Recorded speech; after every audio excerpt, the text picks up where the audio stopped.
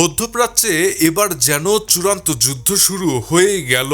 America ও ইসরায়েলের যৌথ হামলায় একেবারে মৃত্যুপুরীতে পরিণত হয়েছে ইরানের রাজধানী তেহরান।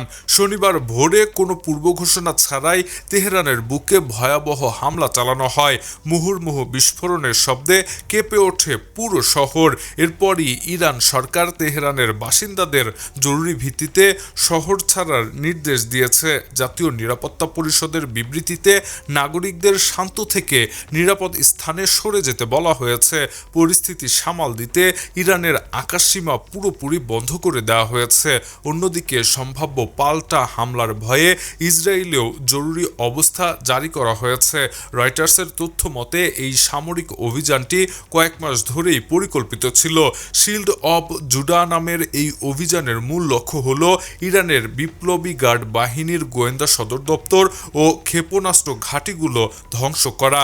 পরাশক্তিগুলোর এই ভয়ঙ্কর লড়াই কি এবার তৃতীয় বিশ্বযুদ্ধের দিকে মোড় নেবে? বিশ্ব এখন সেই উত্তরের অপেক্ষায়। Shahriar Alam, EBD news.